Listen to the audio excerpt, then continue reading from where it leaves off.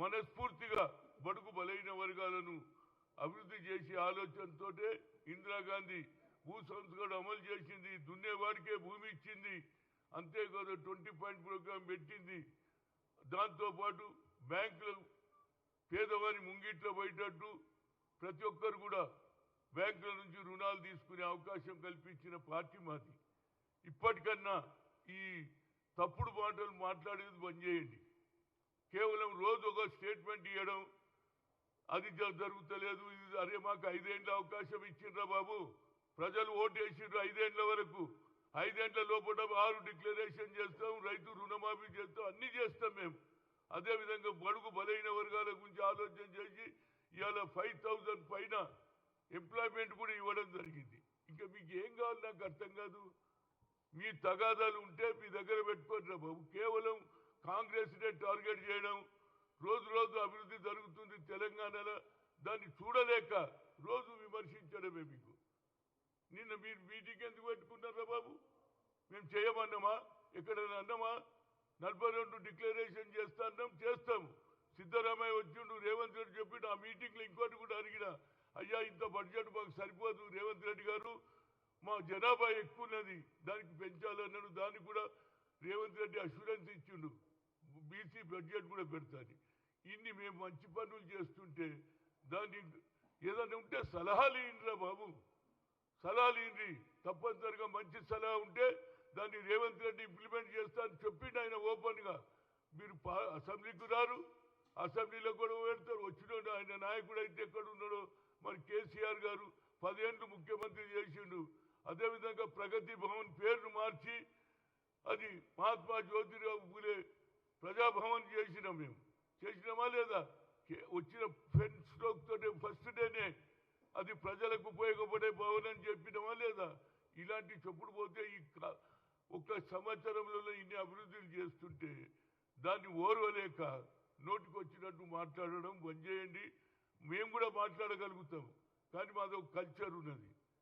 ఒక కల్చర్ ఏదో వేరేవాడు మాట్లాడుతుంటే దానికి కౌంటర్ ఇవ్వాలని మాకు ఆలోచన లేదు. ఎందుకంటే వాడు మాట్లాడుతూనే ఉంటాడు, మేము అభివృద్ధి చేస్తూనే ఉంటామన్న. ఇది మా కల్చర్.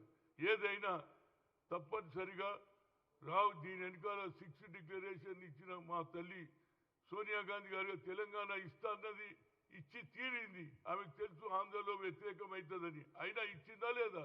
బిల్ పాస్ చేసిన మేము. ఆనాడు ఎవరు కూర్చున్నారు లాబీలో? కేశవరావు, అదేవిధంగా చంద్రశేఖరరావు కూర్చొని అర్బంతన బిల్ పాస్ చేయాలన్నాడు. నేను బయటకు వచ్చిన ఇది కలవడానికి వస్తుంటే లాబీలో కూర్చొని చెప్పారు. నేనన్నా మీరు చెప్పేది అవసరం లేదు, మా సోనియా గాంధీ చెప్పింది బిల్లు పాస్ చేయాలన్నాం, చేస్తున్నాం అన్నాం. అదే ఆంధ్ర వాళ్ళు వ్యతిరేకం చేశారు. సుశీల్ కుమార్ షిండే హోమ్ మినిస్టర్గా ఉంటే ఆయన కాయిదాలు గుంజుకోవాలని ప్రయత్నం చేసి ఆపినాం, బిల్ పాస్ చేసినాం. నీకు ఏ హక్కు లేదు, నువ్వు ఒక్కరిమే ఉండుంటివి. ఇవాళ నేను తెచ్చినా తెలంగాణ నువ్వు అన్నవా లేదా? ఏ దినం తెలంగాణ ఇస్తే నేను ముఖ్యమంత్రిని గాను ఒక హరిజన్ను చేస్తాను, చేసినవా? కాళ్ళు కడిగి నెత్తి మీద పోతున్నారు. సోనియా గాంధీ నువ్వు అవమానం చేస్తావు. అదేవిధంగా మీరా కుమారి, మీరానా గీరా అంటావు. మీరా కుమారి దాని వల్లనే ఇవాళ బిల్ పాస్ అయింది. ఆమె పార్లమెంట్ ఆమె స్పీకర్గా ఉండి బిల్ పాస్ చేసిందా లేదా? సుశీల్ కుమార్ షిండే రాజ్యసభలో బిల్ పాస్ చేసిందా లేదా? తెచ్చిందంతా మేము. ఏదో నీకు అవకాశం వచ్చింది 10 ఏళ్లలో, నువ్వు ఎంజాయ్ చేసినావు. ఇవాళ మాకు సంవత్సరం కాకముందే మా పార్టీ మీద మా నాయకుల మీద దుమ్ము వేసేది బంద్ చేయండిరా బాబు. 5 ఏళ్ళు అవకాశం ఇచ్చారు, తప్పనిసరిగా రైతులు కానీ నిరుద్యోగులు కానీ అందరికీ కూడా. ఆఖరికి బతుకమ్మ కుంట కూడా రేవంత్ రెడ్డి గారు ఇనాగ్రేషన్ చేస్తారు. మళ్ళా కుంటలో నీళ్లు ఉంటాయి.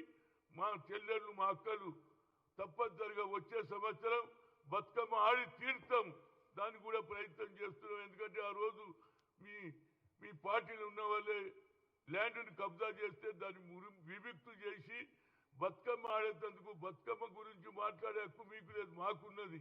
బతుకమ్మ కుంటను బాగు చేసింది మేము, బతుకమ్మ కుంటను పట్టించుకున్న వాళ్ళు మీరు. బతుకమ్మ కుంట మీద ల్యాండ్ గ్రాబర్లకు మీరు మద్దతు ఇచ్చినా లేదా మీ పార్టీ వాళ్ళు?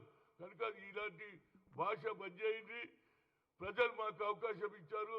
5 ఏళ్ల లోపల అన్ని ఇచ్చిన వాగ్దానాలు నిరుద్యోగులు కానీ రైతులు కానీ అదేవిధంగా ఇచ్చిన అన్ని వాగ్దానాలు పూర్తి చేస్తామని మీడియా ద్వారా చెప్తున్నాం. ఇక ముందు ఇలాంటి స్టేట్మెంట్లు బంద్ చేయండి. 34 చెప్పి 23 ఇచ్చిన వాళ్ళు మీరేం మాట్లాడతారా బాబు? అదేవిధంగా ఏది ఇందిరా పార్క్ దగ్గర ఏది ధర్నా చౌకును కూడా ఎత్తేయాలని వాళ్ళు ఇవాళ అదే ధర్నా చౌక్ మీకు పనికొచ్చింది అన్నాడు, తీసేయాలన్నారు. మాకు రానియలే. అదే కానీ మేము కొట్లాడి ఇందిరా చౌకును కూడా మేము రక్షించుకున్నాం. అందుకే నీకు ఆడ అవకాశం వచ్చింది. ఇలాంటి భాష మాట్లాడేయండి. సోనియా గాంధీ ఇచ్చింది తల్లిని నువ్వు మర్చిపోయి తెలంగాణ పార్టీని మార్చి బీఆర్ఎస్ పెట్టినప్పుడే నువ్వు ప్రజల దగ్గర దూరం అయిపోయినావు. ఇప్పటికంటే మాటలు బంద్ చేసి గత తప్పులు తెలుసుకొని ఇచ్చిన సలహాలు ఏదైనా ఉంటే మా ముఖ్యమంత్రి తీసుకోవడానికి రెడీగా ఉన్నాడు. దాని మీద కాన్సన్ట్రేట్ చేయమని అయితే సీనియర్ నాయకుడిగా, మాజీ పిసిసి అధ్యక్షుడిగా, ఓబీసీ ఎంపీసీ కన్వీనర్గా ఒకసారి రిక్వెస్ట్ చేస్తాం. ఇంకా మీరు ఇట్లనే మాట్లాడితే మేము కూడా గట్టి జవాబు చెప్పవలసి వస్తుంది. ఎందుకంటే మా కల్చర్ కాదు. మీ కల్చర్ వేరు, మా కల్చర్ వేరు. ఈ దేశంలో హిందూ, ముస్లిం, సిక్, ఇసాయి అందరు కలిసి సెక్యులర్ దేశం. దాన్నేమో బీజేపీ ఈ హిందూ దేశం చేయాలని అదే ఆలోచనతో రాజీవ్ గాంధీ గారు సద్భావన పెట్టారు. ఆయన కొడుకు అయినటువంటి రాహుల్ గాంధీ కన్యాకుమారి నుంచి కశ్మీర్ దానికి నుంచి దేశంలో ఎవరు చెప్పలే. క్యాస్ట్ వైజ్ సెన్సస్ బై కరుంగా అన్నాడు. జితనా ఇచ్చేదారి ఉత్తి భాగీదారి అన్నాడు. 50% ఫీలింగ్ కూడా ఎత్తేస్తా అని చెప్పినటువంటి నాయకుడి నాయకత్వం కావాలా? లేకుంటే నరేంద్ర మోడీ లేకపోతే ఏది బీఆర్ఎస్ పార్టీ వాళ్ళు ఆలోచన చేసుకున్నారు. బాబు మా పార్టీ ముందుకు పోతుంది, ప్రజలకు ఇచ్చిన హామీలు నిలబెట్టుకుంటాం. Thank you. అదేవిధంగా 1 మినిట్ అది 1 మినిట్. అదేవిధంగా మా రాహుల్ గాంధీ గారు బీహార్లో leader of the opposition Rahul Gandhi expressed his solidarity with the protesting students of Congress MP vowed to stand with the students in the fight of their rights. The protection of the student partner are demanding the cancellation of integrated combined parliamentary competitive examination CCE 2024 conducted by the Bihar Public Service Commission. On December 30th, Rahul Gandhi alleged that the BJP is cutting the thumb of the youth of India just like a Ekalavya, destroying their future. ఆయన support చేస్తుడు. మాది కూడా తప్పనిసరిగా బీహార్లో మళ్ళీ రీ-ఎగ్జామ్ పెట్టాలనేది రాహుల్ గాంధీ ఆలోచన. ఆయనకి ఎంత ఆలోచన ఉన్నదో చెప్పుడు. అక్కడ పిల్లలకు అన్యాయం జరుగుతుంది. ఈ ఎగ్జామ్ను మళ్ళీ పెట్టాలని అన్నా పేద ప్రజలకు అన్యాయం చేస్తుంది. కాబట్టి రాహుల్ గాంధీ ఎంత దూరదృష్టి ఉందో దీన్ని బట్టి తెలుసుకోవాలని నాయకులకు, బడుగు బలైన వర్గాలకు, అదేవిధంగా అపోజిషన్ పార్టీ అది బీజేపీ కానీ బీఆర్ఎస్కు కూడా కళ్ళు తెరిచి మాట్లాడమని కోరుతున్నా.